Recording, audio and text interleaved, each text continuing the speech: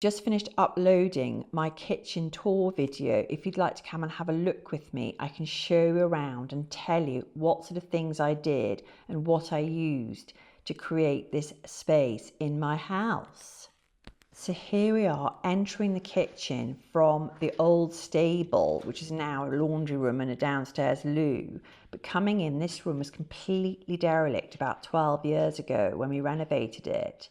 So we have moved things around a bit over the years, but this is the kitchen, which was made by a company in Northumberland called Robinson Gay. And then the rest of the kitchen, we have a dining area, which you can see on the right-hand side, coming round to a sitting area. So the kitchen has changed colours quite a few times over the years, and I'm always painting and redecorating this room, because I'm never really happy with it. So I've actually finished doing it this time, and I thought I would do the tour so you can see what it looks like. So going through one of the arched doors, this comes through into the courtyard, which was originally an old farmyard. So we just gravelled it and put some paving down and planted it up. I mean, it's still a bit of a work in process, and I'm not really a gardener, I have to say. So I have to call on the services of my sister to come and help me, because she knows what she's doing and I haven't got a clue. So it looks very nice at the moment. And then we have a sitting area, which is actually my telly area where I sit. So it's very sociable if we have a few friends around for supper, or we can sit and watch the telly. And at the back, I've got some lovely shelves which were made by the same people who made the kitchen. And I've painted them and wallpapered the back of them to make them a bit more interesting. And instead of stuffing them all with millions and millions of books, I've just sort of curated it and added lots of bits and pieces which I love and mean something to me.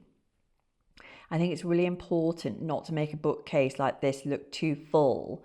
And those are the cushions made from Christopher Farr fabric, which are dog proof, which we definitely need in our house because we have so many dogs here and they all seem to be sit on the sofas. So this is the wallpaper which I've used, which is my wallpaper, which I designed. And then you can see here the window openings, which were all originally blocked up. So we've unblocked them and they really do bring in the light into the kitchen. And these doorways were all made sort of by hand because they were all very funny shapes. So we couldn't use anything standard here. So we had to use a joiner to help us. And then the other windows, which were standard, I painted them a red colour, again the same as a bookcase, Oriental Red by Craig and Rose. And the Roman blinds I've made in my fabric called Lagoon Blue, and I've used the lovely tassel from Christopher Farr again. This is the wallpaper I did on the other side of the sitting area, which is called Oriental Gals Green. And then I put two sort of freestanding bookcases there, and I painted them again in the red colour. They're still a bit of a work in progress and I can still add things to them, but it just means that they reflect the other shelves on the other side. I got those from Graham and Green, by the way. The sofas I got from Balmain Balmain, and that's a little table I got from Chelsea Textiles. I definitely say have as many lamps as you possibly can in a space because it just makes such a difference. And these are the ones which I've got. Some of them I've made, the lampshades are in my fabric. This one was actually, I just got off the peg from ochre, and the lamp base I got from ochre as well. These ones are just Pooky, the sort of the classic one that everyone has. And I've teamed it up with an old blue lamp base, which I had as a wedding present. This lamp base I got, actually I painted it myself and I got it from Scumble Goosey originally, can't pronounce Scumble Goosey. So the Pooky lampshades are really easy to use and they go with everything. And then that's a penny Morrison lamp base, which I love. I've actually got two of those. And then on the windowsills, I put on some cushions, which I've covered again in Christopher Farr fabric, because you really need to make sure it's dog proof because they all sit on them and make them filthy. And then all the curtains I've used, again, the same fabric as the blinds, which is the Lagoon Blue fabric. I haven't done full interline curtains because I didn't want the curtains to sort of dominate the room because we don't really use them very much because we've got underfloor heating. Everybody loves to have a fun notice board in the kitchen with lots of silly pictures. There's a horrible one of me and Mr. Oily and me when we first met each other. So it's all quite fun. You can have a good laugh at the pictures. I've done blue panelling all the way around the kitchen, and that really does add the character. I love art, and I really just buy sort of things that I like and something that talks to me and tells me something. This picture is a lovely runner duck painted by my cousin Zoe Murphy.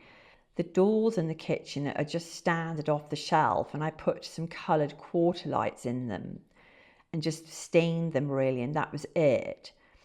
In the kitchen, I've got a Leconte cooker, which I actually did have an Argo, but we changed it for a Leconte cooker because it just works a lot more easily with our family. So on the back, rather than putting tiles, I put wallpaper. This is actually my wallpaper. It's called Piccadilly Rouge. And I put some perspex in front of it. And it is amazing. It doesn't get dirty. And I'm amazed because tiles, all the grout used to get dirty so easily. But it means I can change the wallpaper when I want to, which is a good thing. In here, this is like a little kitchen. It's also got some of my wallpaper, tiger blue wallpaper on the walls. But I'm actually going to be re-wallpapering this area. So you have to watch my wallpapering how-to videos, which should be coming soon. So you can see here a bit of a pan from the kitchen of the rest of the kitchen, the sitting area and the dining area and the fireplace. And the fireplace we actually made from scratch because it wasn't actually there originally. So it's quite a big fireplace because it's quite a big fire. And this was a lintel, this lintel was a stone gate post originally, and we used it to make a lintel. We had to bring a tractor into the room to bring it in because it was so heavy. And this is an old plane propeller of a plane that my grandfather flew in the First World War. And as you can see, we've got a lovely big fire, which we probably use more in the autumn than the rest of the year. So the kitchen table has 12 chairs around it. I have lovely Chelsea textile chairs, which are painted, hand-painted Chinese chairs. And we can see we're coming up to see the ceiling on the beams, which are all, we haven't done anything to them at all. The only thing we did was we probably sprayed them with some anti-woodworm spray, and that was it. And then I put bauble lights up because it shows more of the light around. And these were from Jim Lawrence. I did have some sort of flying saucer ones, but they sort of reduced the light. And then around the top of the room, I got some IKEA picture sort of shell things, which I put all my artwork on, which means I can take it on and off. I can give it a good clean. I can move it round. And here are the lights again at the top, and you can see the little decoy wooden pigeons. So that's my kitchen. Here's some photographs of it which I took, which just show the barn and how it works and how the sitting area works. I do hope you enjoyed watching this video, and if there was anything in here that you liked and wanted to know a bit more about, then do send me a message. I'd love to hear from you, and it is me that answers all the messages, by the way. So you'll be sending a message directly to me. And if you'd like to see more videos like this, then do please hit the subscribe button, and I'll be showing more. I'm sort of always adding things and thinking of ideas to help inspire you with your homes. So I look forward to seeing you the next time.